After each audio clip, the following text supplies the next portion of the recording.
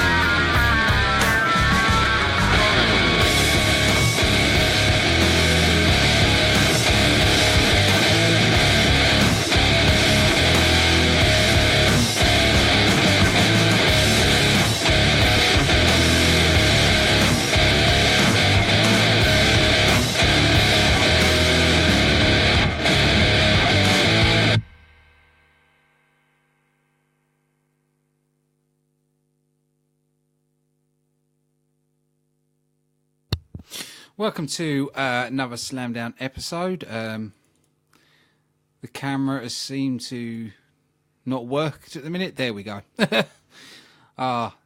Could be worse. We could have had the problems of yesterday. So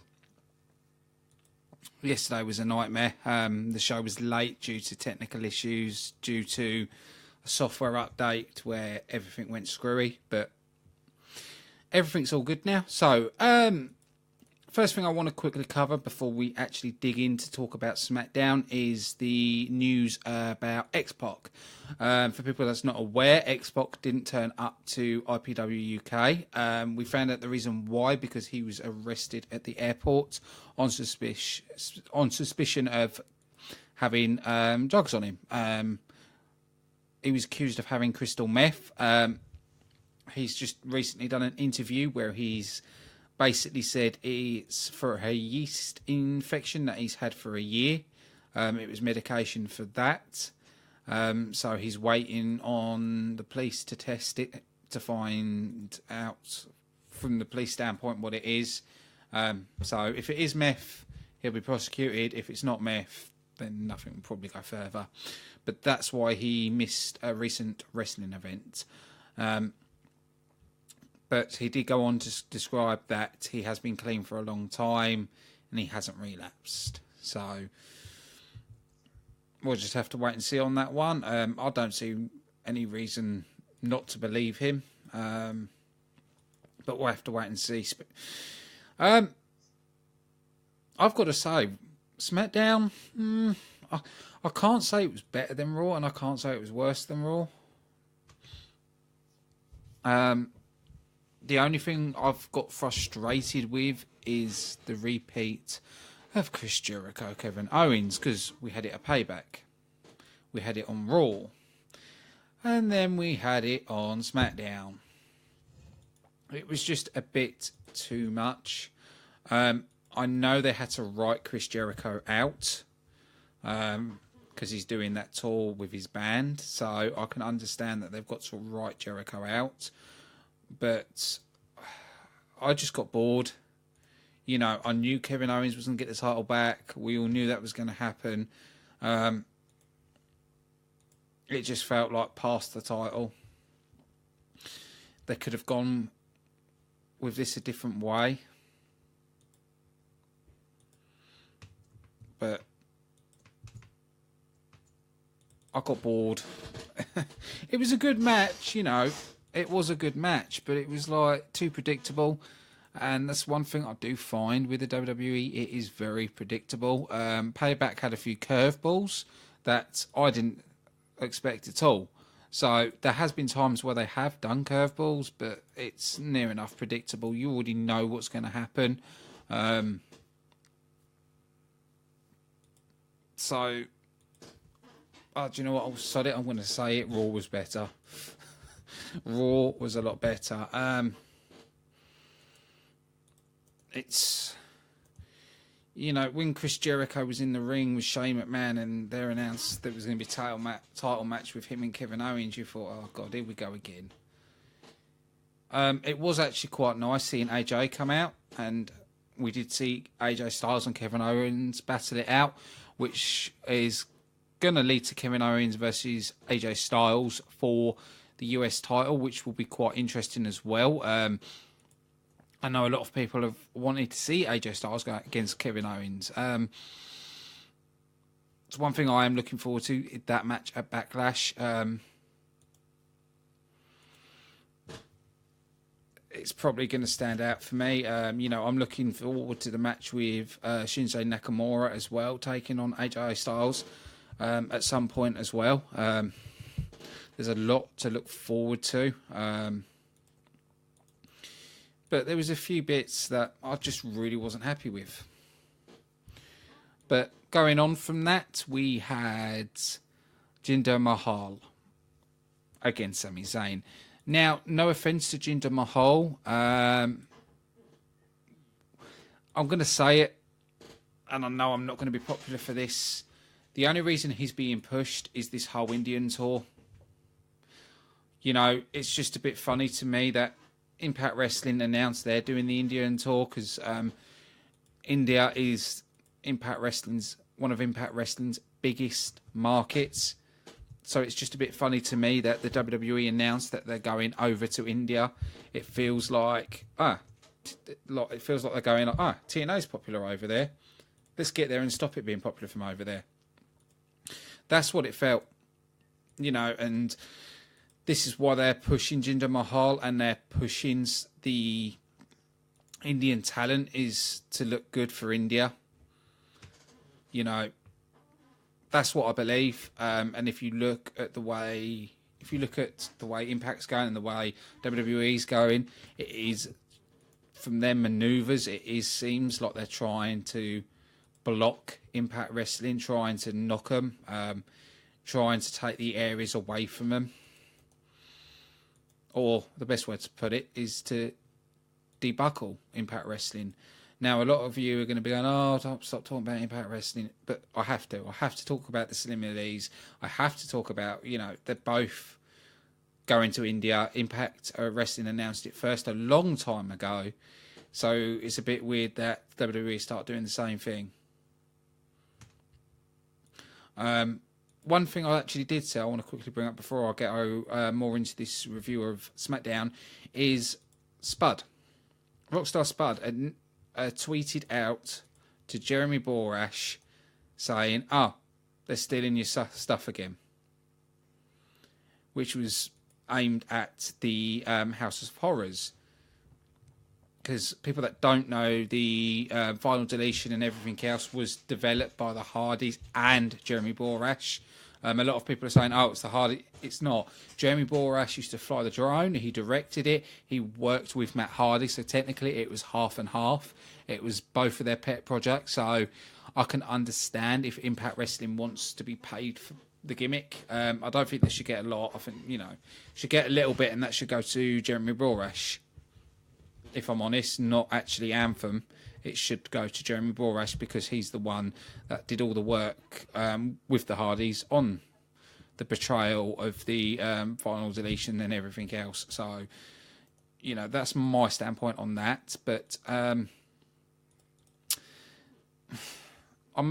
getting a bit annoyed that Sami Zayn's getting pushed down. You know, I thought him going to Raw, I thought he was going to get the right push, used correctly, you know, used in the right way, and what have they done?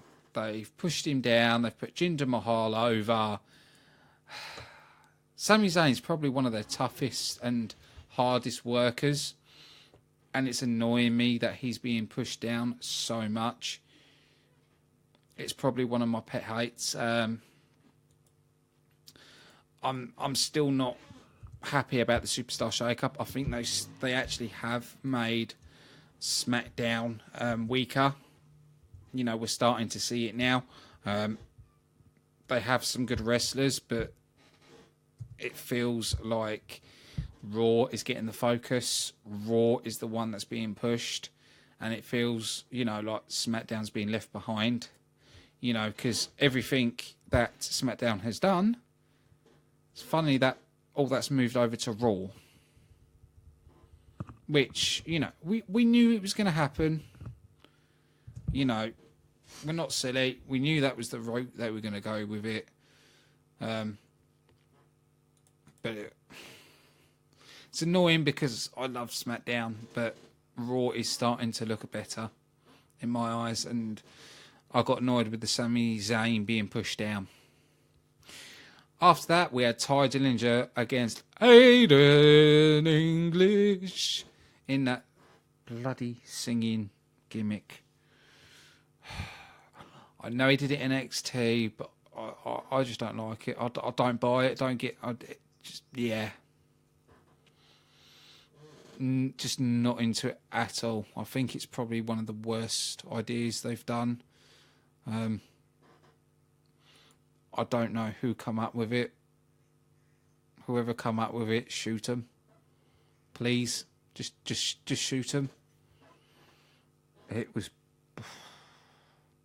but it did have its funniest parts, because after we saw Ty Dillinger beat Aiden English, we saw him go backstage, and then we saw him crying.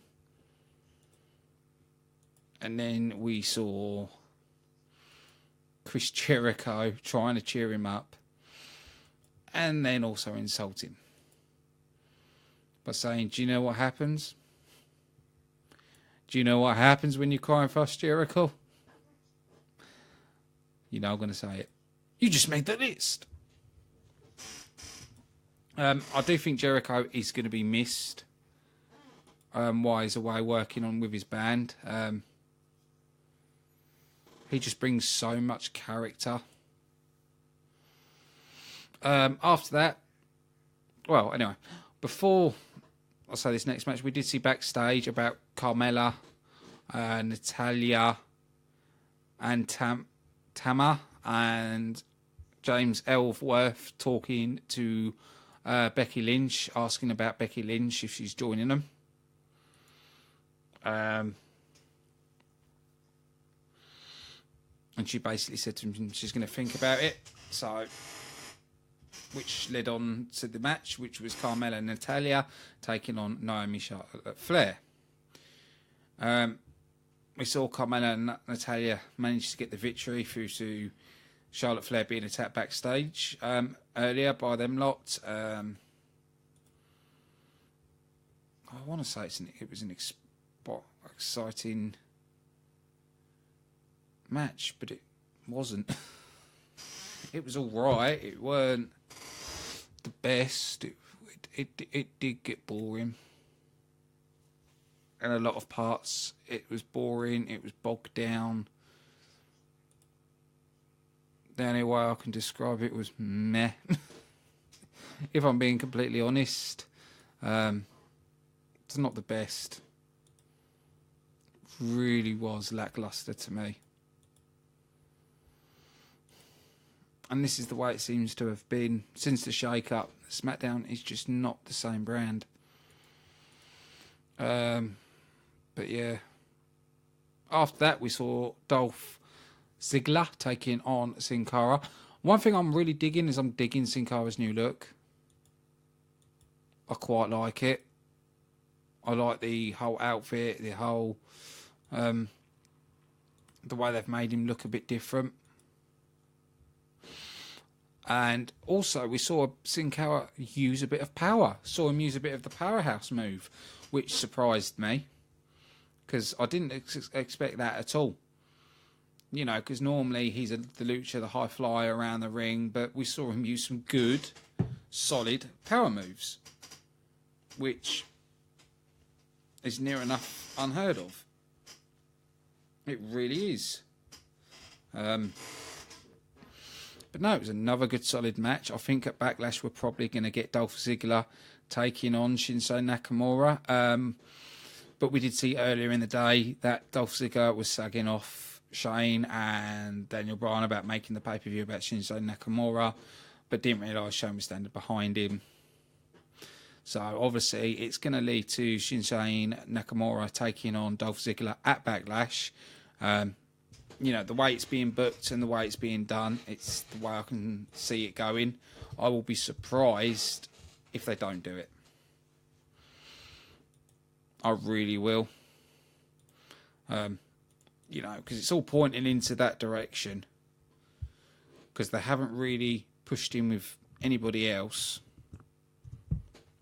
So I think that's what's going to be happening next. After that, we had Kevin Owens taking on Chris Jericho for the United title. Again. I'm sorry, but I know some people might have liked it, but why? I don't get it. I don't get why they keep repeating the same old matches. I just really do not understand it, and I really do not get it.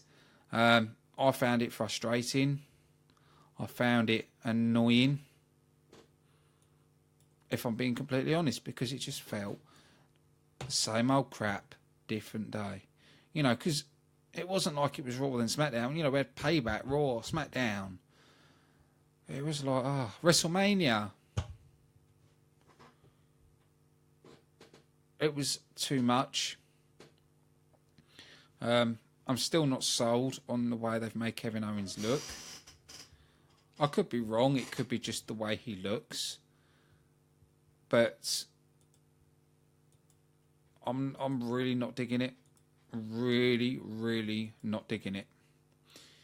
I think this is probably the worst that I've seen, the gimmick that I've ever seen Kevin Owens have. I've been very vocal about it. We know AJ Styles was banned from ringside, but we did see Kevin Owens hit numerous pop-up power bombs and then throwing Jericho around. Really hurting Jericho, so Jericho making it look like he's going off injured, because as we know, he's away with his band.